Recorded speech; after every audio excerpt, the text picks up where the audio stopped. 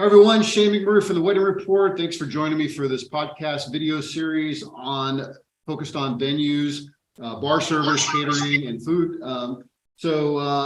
Today I'm with Design Cuisine's Shannon Shaffer. He's the VP of Operations there. Shannon, thanks for being on the show. Really appreciate it. Shane, thanks for having me. Appreciate it. All right. Hey, why don't you tell me about yourself? Tell me about the business, what you do, where you guys are at. So Design Cuisine, off-premise catering company. We have a rental company, rental equipment, tables, chairs, linens, glassware. We build our own bars. We have a wood shop. We have a paint shop. We have a seamstress, linen department. And we also manage venues throughout the city, Washington. Right on. And you're the operations VP. So Vice President of Operation, overseeing the three different companies. I am a executive chef through and through. I've been a chef for 30 plus years, between fine dining restaurants, but primarily catering in the off-premise catering world. I've been with Design Cuisine 15 plus years, and about 1 year in my current role as vice president. So it's been a real transition going from the kitchen to the front of house. You have to be a little nicer to everyone. Well, it's just a different thing, right? Now you're managing people versus trying to manage, the food, right? For say in your case. Yeah, and I always thought the dinners for 2,000 people were hard, but it's really more just working with different personalities and really pushing their buttons to get them to perform at their best level. That's right. And learn from them.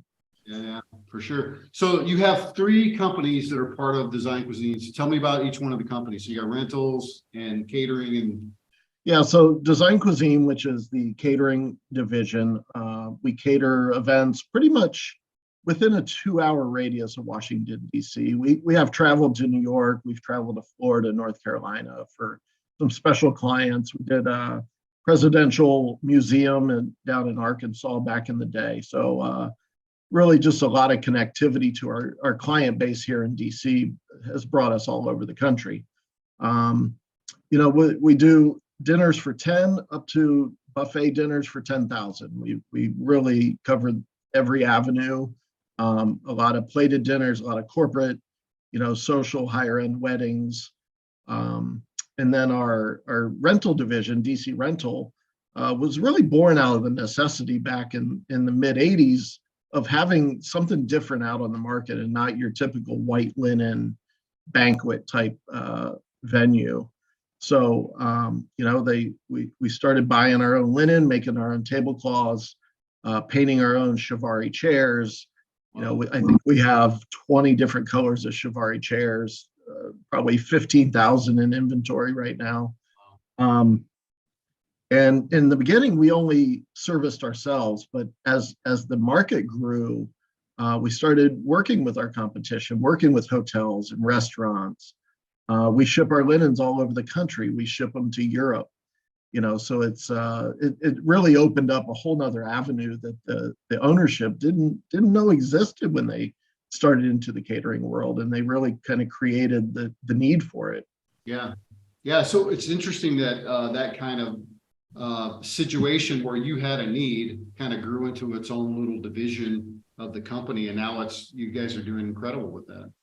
Yeah, and one of the feathers in Design's cap is 2 or 3 of our major competitors in the market were all employees of Design Cuisine in the early days, so they really nurtured and they all remained friends throughout the years and supported each other. So it's a small community and there's enough work to go around for sure. Oh yeah. They refer us, we refer them when neither of us can do the business. So it's been great.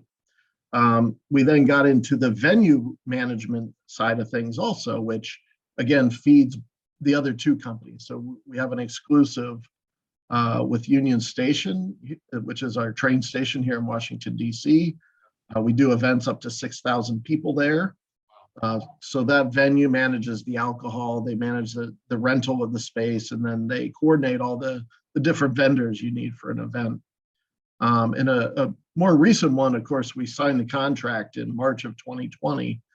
So the venue hasn't really been utilized too much over the last 2.5 years, of course. Things are coming back. I'm sure. It's a place called the View of DC, which is, it actually lives in Arlington, Virginia, but it's a 360 view on the 30th floor overlooking DC, Maryland, and Virginia. It's a pretty spectacular location. So we've really ramped up our marketing this year and really getting it out there. Nice. So yeah, that sounds like an incredible space, right? Being able to see the whole thing. So tell me, what is the most, since you guys make your own rental stuff, what's the craziest thing that you guys have had to create? Oh, wow. Recently, probably 3 or 4 months ago, we made a client wanted one continuous linen for a king's table, 136-foot one-piece linen. We put a bunch of 8-foot tables together, and we have a beautiful museums here in DC, so it could tolerate a 136-foot table that was for 200 people. Wow. So that's probably been one of the most recent. I'm sure we've done some crazier things over the past, but we work with a lot of great partners. We may come up with the concept. We created a rotating wheel so that we could just drop food behind the scene onto this wheel, travels around kind of like a conveyor belt system, and the challenge is moving that stuff all over town. Typically you get 2 hours to get them set up, and you just kind of pray that they work most of the time. Yeah, that's about it, right? Yeah. So let's get a little bit into operational stuff. So tell me about, you guys have 3 different businesses. So tell me about your booking process, what you guys are doing, how long couples should be booking, and what's reality today. So let's talk a little bit about that. Yeah. So, what we're finding these days is it's really a 6 to 10 month window that we're finding with most couples when they're looking for a caterer. I think a lot of the early days of wedding catering, there weren't as many event planners, wedding planners in the market. So really now our clients are really the wedding planners, because the bride and groom or the couple are going in and they want to find somebody that's going to help them maneuver this whole process, because it's pretty daunting for anybody that's gone through it. So really we find the first step is them contacting an event planner, potentially a venue, and then go from there and really branch out. There's people already booking for 2024. So, it really just depends.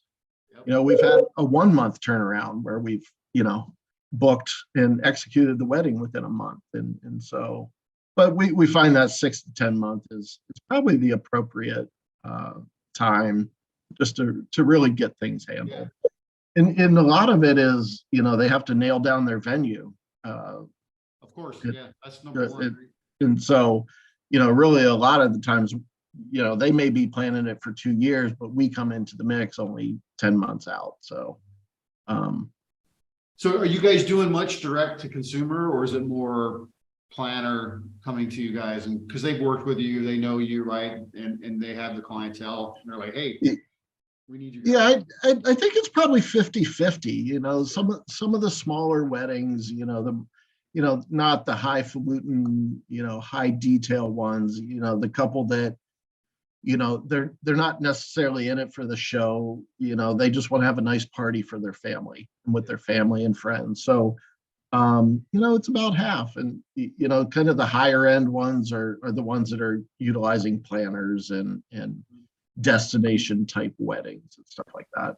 Do you find that the couples that are coming to you direct have actually experienced you guys at some point in time? Yeah, I mean, a big part of our business over the years has been word of mouth. And I'd say for the first 25 years, we really didn't spend money on marketing and outreach. A lot of it is word of mouth, whether it's their friend or their family got married, or, they know the photographer, they know the florist, or so. Yeah, and it's good. And, we do a lot of corporate work. So, we'll do so and so's daughter's wedding from the corporation we work with. So it's really all inclusive where leads are coming from. Yeah, I find, I've been doing this particular series for 6 months now, and that's, core of it has been referrals from people that have experienced the business, or, been to an event that they had put on, or whatever it is, right? And then they go, oh, hey, I remember those guys. Let's call them up. We need them, right? Yeah, and a lot of it too is our vendor partners. So the florists, the photographers, the DJs, the valets. It's a small world, and there's only so much goes around. So we're really feeding each other, and it really builds great friendships and great trust and relationships with people. So yeah, let's talk a little bit about that, like preferred vendors list. So obviously you're probably on a lot of preferred vendors list, and you probably have a lot of preferred vendors. How do you find that working today? Like, what do you guys do to like vet vendors and make sure they fit in? What do you guys have to go through to be on someone else's list, right? yeah, I mean, over the years, we've been kicked off of preferred vendor lists for, incidents that have happened and stuff like that. But it's it's a process. A lot of it's reputation, and they put out bids for people to go, and you go through the process. You answer the question, how big's your company, insurance, capabilities. Anymore, really everybody in town knows us. So any new venue that comes up, we're definitely at the top of the list of them reaching out and saying, hey, we'd like you to become one of our preferred vendors. And from there is where then the leads come also. And on the opposite side, in our venues, we're in a historic building with Union Station. So you need people that are really going to respect the rules, the regulations, the marble floor, the plaster walls.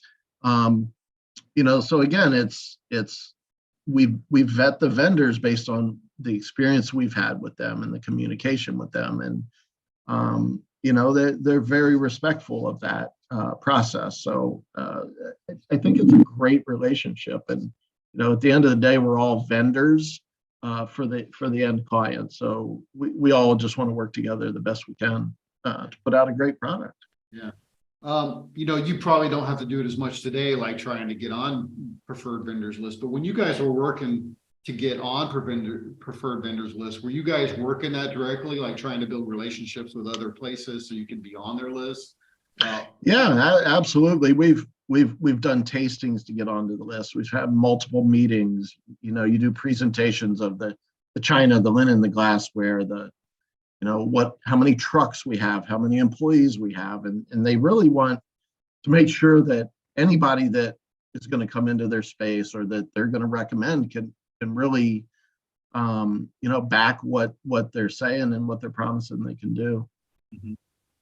Yeah, that's great. Let's talk a little bit about leads. And I know we talked earlier, you guys get a lot of referrals from existing clients and things that you've already done. But what else are you guys doing to get leads? What's working for you? What's not working for you? So yeah, I'll start with the positive. Obviously, the past few years, social media platforms have really taken off, as everybody knows. And I think we were probably kind of late to the table, but over the last year, with COVID, we've really had to look at how we're spending our marketing dollars, and everything. Obviously, Instagram is instant, so you're relevant day in and day out. And if you're not putting up content from last night's event or live information, I think you just kind of get lost in the mix. Because print material is dated, right? If you're advertising in on one of the big wedding websites or magazines, that could be a 2 to 3 year old picture, just through the process of what that is. So, we've really found that we can get what we're currently using to the market. You can see what color our new Chiavari chair is, or our new ghost chair. we make our linens on a regular basis. So our rental company is doing a monthly look board or mood board to say, hey, here's some color combinations that you can book through DC Rental at your event, and have it on social media right in front of you. And it just inspires people. It inspires the planners and our clients. So again, back to kind of the print or the website advertising. We just, over the years, a part of it is we were never really able to track what we got out of those ads. You put a quarter page ad in a magazine, and we never had any systems in place to say, oh, how did you hear about us, and stuff like that. So, I think that's one of the bigger areas that I see that just didn't work for us particularly, specifically. And again, we never really did a lot of marketing just because we had the business and word of mouth. But there's a lot of competition out there the last 10 to 15 years. So we've really had to kind of reevaluate where we're putting those marketing dollars, and what's going to, and partnering up with people that are going to help us do that. One of our photographers is one of our social media companies. They do an amazing job. They have a lot of great content. They have new technology and stuff like that. So, and then they have connectivity to everybody else. So I think you said something that's kind of key. As you know, social media is becoming much, much more crowded and it's harder to break through the noise. But by being more current, like with your current events and stuff, and getting that stuff up there more quicker, do you feel like that's the thing that's working the best for you guys? Like just getting that stuff up there right away so that it's more relevant? Yeah, we've seen a lot of traction the last 3 to 6 months, when we really, about a year ago, we sat down and said, okay, where do we need to go coming out of COVID? What is it that we need to focus on and sell, really? So in DC Rental, we put together this whole package. Again, we're doing a monthly look board. We're posting pictures of the events all over the city in these amazing museums, the National Cathedral, Supreme Court, the White House, even. So whatever you want, right? Yeah. So it's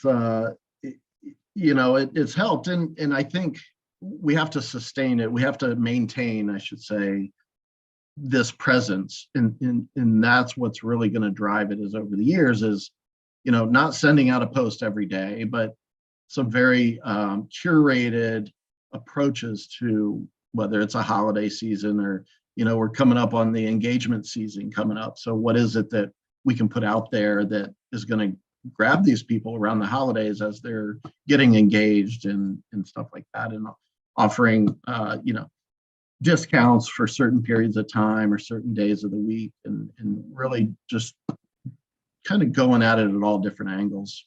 Yeah. So I like what you said, like curated approach, right? Based on the time of year. Is that kind of the way you would describe it? Yeah. And if we're in the heart of strawberry season, it's really promoting fresh strawberries on your desserts or your salads. In the fall, what is it that we're going to present? We'll create dishes for the fall and post them in June and July and say, here's a new entree or a salad that we're looking for the fall to bring in that, the seasonality of things. Well, you guys got a lot of cultural things going on over there. So, a lot of history, a lot of stuff that's happening in the DC area. So you have a lot of opportunity really to make that really pop and do a lot of different things there. That's incredible. Yeah, for sure. In the historical stuff, we've, fortunately, Design Cuisine has been able to cater the last 7 inaugural lunches at the U.S. Capitol. Wow. And all the way back to George Bush Sr. Wow. And a lot of that is historically associated products. So, we replicated Lincoln's China, for instance. We had it produced.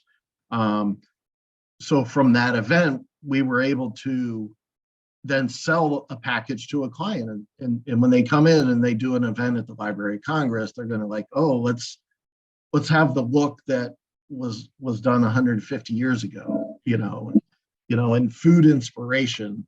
I don't like to replicate food from the 1800s. Yeah, probably not. It's not the most beautiful. It tastes good, but Yeah. so I like to say we use a lot of inspiration and not just replication from that era. So my last question for you, Shannon, if you had to go back 3 to 5 years, what would you tell yourself? Don't be a fool and think that the restaurant and food service industry was always going to be there, because I just used to say I'd always have a job, working as a chef, working in hospitality, and COVID certainly showed a different light of what I've kind of felt for 30 years. And out of that, though, has given me vision of, okay, don't put all your eggs in one basket, for sure, and diversify and really understand what you're doing. And, we survived through COVID because we were able to kind of flip the switch a little bit. We did a lot of emergency meals. We were positioned in a way that we could do that. And, we kept 100 people employed throughout COVID, which, changed a lot of people. It drove a lot of people from the hospitality industry, from all different industries, as I understand too. So I just think, not taking things for granted, that'd be the biggest thing in the hospitality world. Yeah, that's great advice. Tell yourself. But we did learn that we can work remote, though, where nobody ever thought we could work remote, but I know, right? Yeah, it's worked out. Kind of worked itself out, right? Yeah, I remember, before COVID, in the software industry, everybody thinks, oh, we all need to be in a room, and so we can plan and kind of do these things to team together and do this stuff for inspiration. And we totally found out it's not necessary. You can just do everything. Yeah, and I think we utilized it more of, instead of working 5 16-hour days in a row, we could come in late the next day, because you could sit in your pajamas and do that proposal and, put your staffing requests in and build your menus at home. You didn't have to get on the road at 7 a.m. to be at the office and sit 2 hours of traffic. Yeah, you can roll out of bed, do work, right? And, grab your coffee and do some work, and then take a break, and then go do some more work. And then, otherwise instead you have to prepare, right? Or drive for 2 hours to get to the office. Yeah. It's definitely, from the years of working in a kitchen and in this environment, it's a much better work-life balance when people are able to do that. And they appreciate it a lot. So it's been a good time out of a bad time. Yeah, right. Hey, thanks for being on the show, Shannon. I really appreciate it. And we'll talk to you later. Shane, thank you very much. Appreciate your work.